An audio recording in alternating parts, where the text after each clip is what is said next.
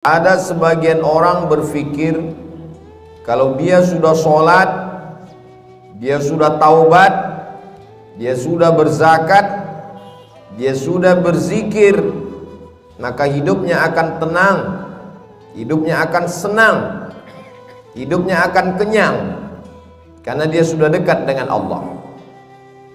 Tapi kemudian setelah dia berhijrah, bertaubat, zikir dan sholat, ternyata rezekinya tidak lancar. Lalu kemudian hidupnya penuh dengan kesulitan dan kesusahan. Muncul bertanya-tanya dalam hatinya, mana keadilan Tuhan? Tidak sedikit manusia modern yang awalnya buat dosa maksiat, lalu kemudian bertaubat, kembali lagi, bahkan menjadi, na'udzubillah, menjadi lebih jahat dari sebelumnya. Ini semua berawal dari salah berpikir. Orang yang salah berpikir nanti dia akan salah bicara. Setelah itu dia akan salah berbuat, salah bertindak, salah beramal. Maka dalam Islam kita diajarkan untuk benar dalam berpikir. Kalau kita sudah hijrah, sudah taubat, sudah sholat, sudah zikir, sudah zakat, bukan berarti ujian tidak datang menerpa hidup kita. Faksusil qasasa, sebutkanlah kisah-kisah para nabi itu. Sebutkanlah satu di antara nabi yang tidak ada ujiannya. Cerita tentang penyakit, tidak ada penyakit yang lebih dahsyat daripada penyakit yang dialami oleh Nabi Ayyub alaihissalam. Bercerita tentang ditolak jamaah, tidak ada nabi yang paling mengerikan ditolak oleh umatnya melebihi Nabi Nuh alaihissalam. Nabi Yunus juga demikian, sampai masuk ke dalam laut mereka campakkan dari atas bahtera, tenggelam dalam 3 kegelapan, gelap malam, gelap laut, dan gelap perut ikan. Bercerita tentang kesusahan dan kesulitan, diusir dari kampung halaman, dimusuhi oleh paman kandung, mereka lempar pakai batu, berdarah pelipisnya, retak giginya.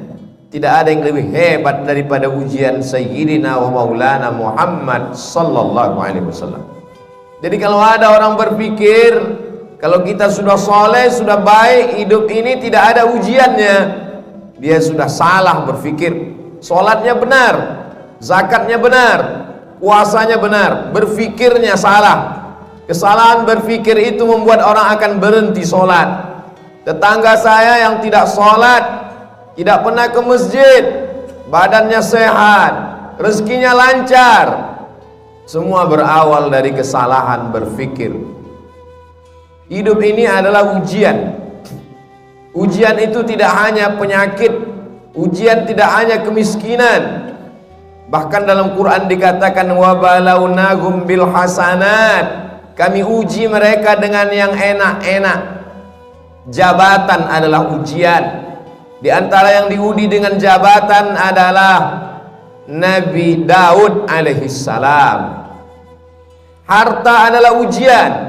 Di antara nabi yang diuji dengan harta adalah Nabi Sulaiman alaihissalam. Kebagusan paras rupa yang ganteng juga adalah ujian. Di antara nabi yang diuji dengan paras rupa yang ganteng itu adalah Nabi Yusuf alaihissalam. Jadi ujian itu ada kalanya datang dalam bentuk kenikmatan, tapi ada juga ujian itu dalam penyakit, kemiskinan, kesusahan, kemelaratan. Maka kalau kita pahami dengan baik, semuanya adalah ujian. Yang lulus siapa? Yang lulus adalah orang kaya yang bisa menggunakan hartanya untuk menolong agama Allah. Yang lulus adalah orang yang punya kuasa, tapi sehari dipakai untuk berpuasa, sehari dipakai untuk makan. Itulah dia Nabi Daud. Ahabbus shaum ilallah shaumi Daud. Puasa yang paling disukai Allah, puasa Nabi Daud. Mengapa demikian? Walaupun dia berkuasa, tapi harinya dia bagi. Yasumu yauman, sehari dia berpuasa, wa yuftiru yauman, sehari dia makan, sehari dia pakai untuk mengingat Allah, sehari dia pakai untuk mengatur rakyatnya, dan mengatur rakyat itu juga dapat pahala dari Allah Subhanahu wa ta'ala. Jadi kalau kita berpahaman, berpikiran benar, insya Allah apapun yang datang kepada kita, kita anggap sebagai ujian. Datang senang, ujian. Datang susah, ujian.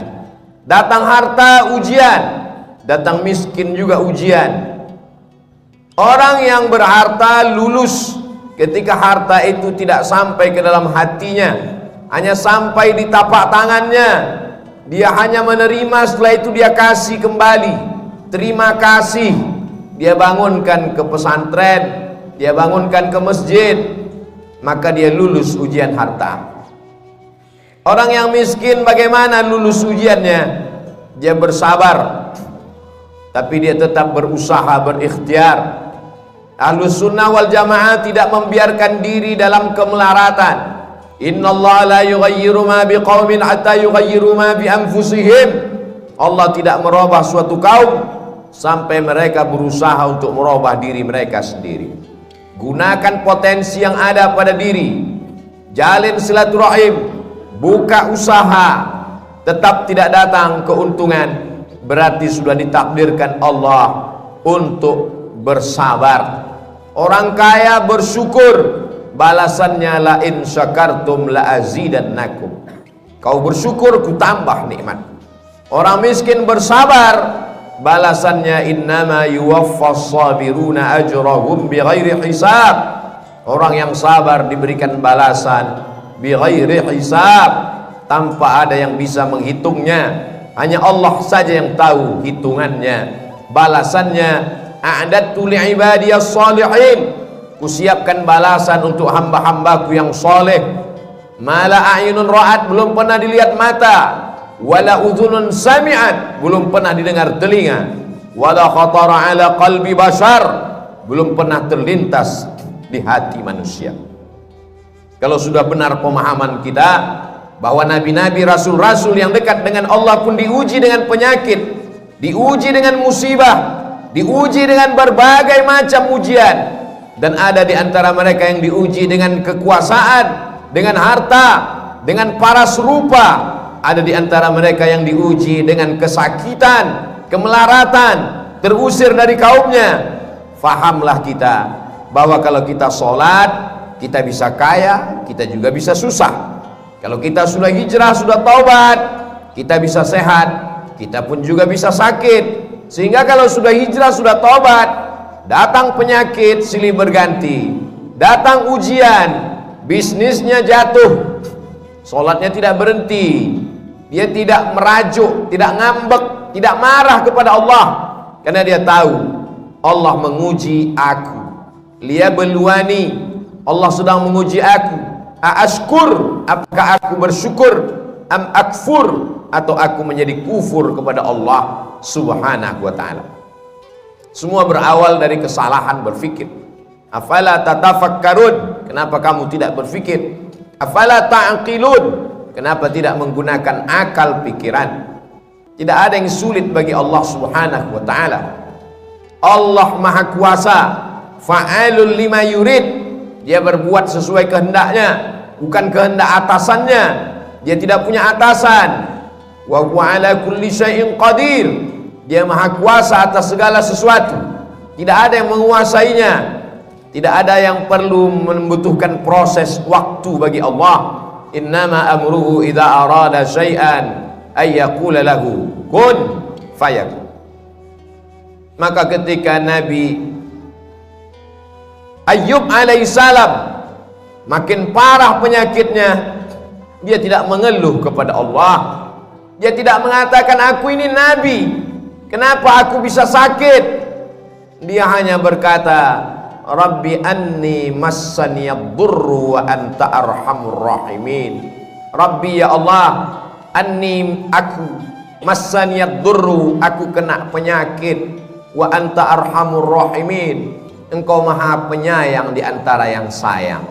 Kalau kita teliti satu persatu doa Nabi Ayyub itu, tidak ada dia minta sembuh, Rabbi, ya Allah, anni, sesungguhnya aku, massaniyad durru, aku kena penyakit, wa anta arhamur rahimin, engkau maha penyayang di antara yang sayang. Lalu di mana kita yang meneteskan air mata hanya karena sesuatu yang belum ada apa-apanya dibandingkan Nabi Ayyub alaihissalam? Anaknya meninggal, kebunnya kering kerontang, hujan tidak turun, binatang ternaknya mati semua, malang tak dapat ditolak, untung tak dapat diraih, penyakit datang silih berganti.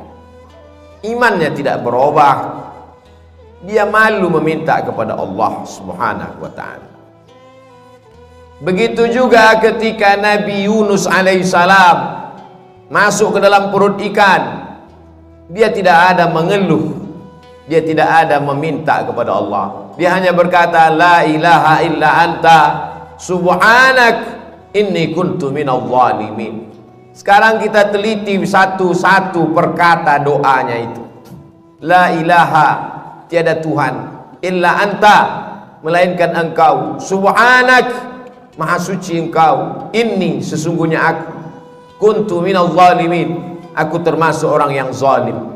Tidak ada dia minta keluarkan aku dari perut ikan ini, ya Allah, aku ini nabi, kenapa aku terusir dari kampungku? Mengapa aku ketika diundi di antara para penumpang kapal, kenapa namaku yang keluar sehingga aku yang terbuang? Kenapa aku ditelan ikan? Tidak ada. Dia hanya berkata la ilaha illa anta subhanak inni kuntu minadh dhalimin. Mereka adalah orang-orang yang sudah putus hakikat tauhidnya.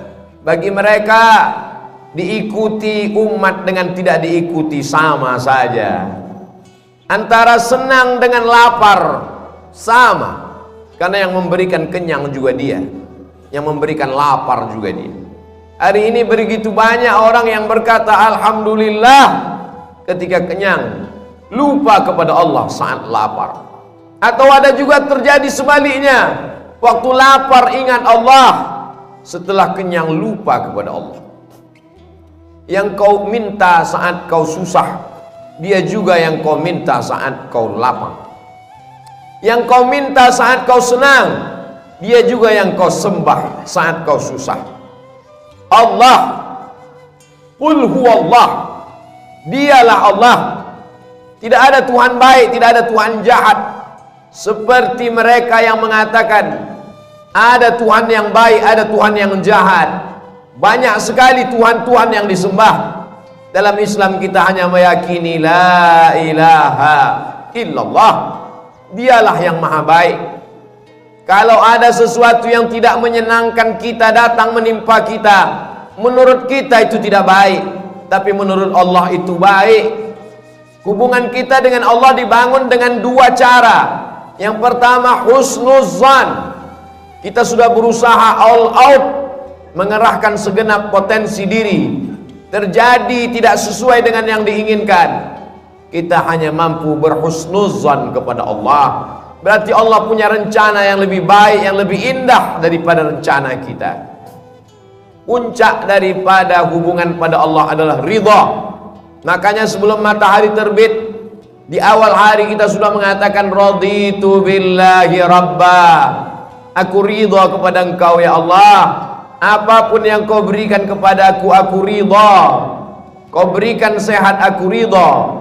Kau berikan sakit, aku pun ridha, tapi tetap berusaha berobat. Kau berikan aku kaya, aku ridha.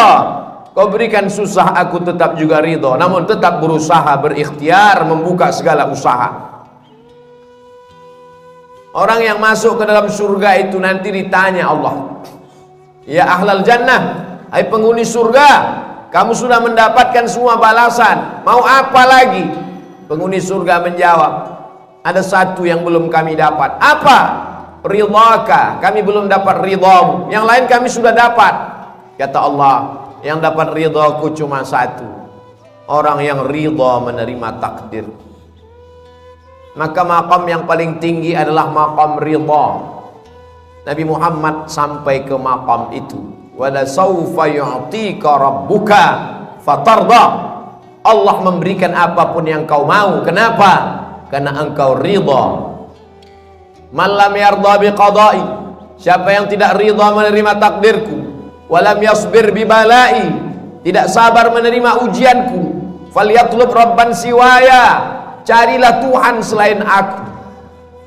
Syirik, kafir, murtad, na'udzubillah wal iyazu billah. Allah menyelamatkan kita sampai anak cucu kita hingga hari kiamat daripada berpaling daripada Allah hanya gara-gara tidak tahan menerima ujian. Tidak ada yang bisa menguatkan hati kita kecuali Allah. Wasta'inu, minta tolonglah kepada Allah, bisabri, dengan banyak-banyak sabar, wassalah, dengan banyak-banyak salat. Kalau ujian hidup ini berat, angkat kedua tangan. Besar ujian ini, lebih besar Allah. Allahu Akbar. Setelah itu katakan dalam hati, Allahu Akbar kabira. Tidak ada apa-apanya ujian ini, engkau lebih besar. Walhamdulillahi katsira, segala puji hanya milik engkau. Wa subhanallahi bukratan wa asila, pagi petang siang dan malam yang suci hanya engkau. Aku adalah makhluk yang kotor, banyak silap, banyak salah, banyak dosa. Setelah itu mengakulah kepada Allah, wajjahtu wajhiya, aku hadapkan wajahku kepadamu ya Allah. Wajjahtu wajhiya lilladzi fataras samawati wal arda hanifan musliman wa ma ana minal musyrikin. Serahkan semuanya pada Allah. Inna salati wa nusuki wa mahyaya wa mamati lillahi rabbil alamin. Jangan meminta kepada dukun, jangan minta kepada benda keramat. La syarika lahu wa bidzalika umirtu wa ana minal muslimin. Aku orang yang berserah diri kepadamu. Wala tamutunna illa wa antum muslimun. Jangan mati melainkan dalam keadaan muslim. Siapa muslim? Bersyahadat, salat, zakat, puasa, haji. Ya, tapi muslim yang sesungguhnya orang yang menyerahkan dirinya kepada Allah Subhanahu wa ta'ala.